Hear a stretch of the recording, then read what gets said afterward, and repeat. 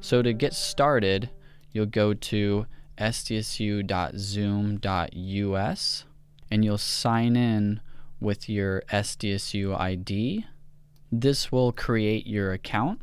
To download Zoom, you'll go to Resources and download Zoom Client. After you're done installing Zoom, you can open up the Zoom client. You'll sign in with SSO, and the company domain is SDSU. This will open up a web browser, and whatever SDSU ID is signed into Zoom will be the one that connects to the Zoom client. Once you have the Zoom client open, you're going to see several options. You can create a new meeting, join a meeting. You can schedule a meeting, which is what we recommend for online course meetings and scheduling office hours. For demonstration purposes, I'm going to get started right now and just create a new meeting. So once you create a new meeting, you'll see your invitation URL. This is the URL that you can send to participants so that they can join your meeting.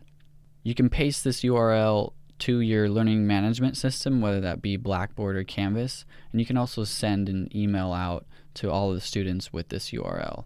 If you were to schedule a meeting, the URL would stay the same every time, but if you're creating new meetings each time, you'll have to post a new link each time.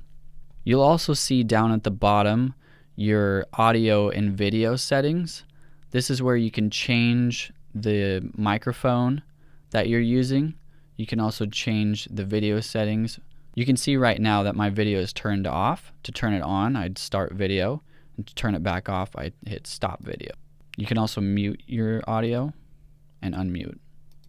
If this is your first time using Zoom, it might be a good idea to check your audio settings. You can test your microphone and test your speaker to make sure that they're working correctly. To manage the participants of your Zoom session, you'll click Manage Participants, and this is where you can mute all participants or you can mute individuals. If you're hosting a session with a lot of participants, it may be recommended to not allow participants to unmute themselves, and this will also mute new participants that join the session. The chat function can be useful for asking questions and polling. Zoom also has the ability to let you share your screen. When you share your screen, you can select multiple options. You can share your entire desktop or a single application.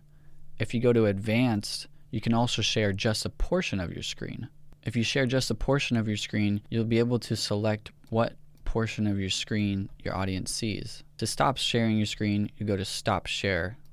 One powerful function of Zoom is the ability to record your sessions. To do that, you'll hit the record button and you'll have the option to record on this computer or record to the cloud. It's highly recommended that you record to the cloud. Your recordings will be stored on your Zoom account, and you'll go to Recordings and you'll have all of your recordings there. For more information and help with advanced functions and training videos, visit its.sdsu.edu/Zoom.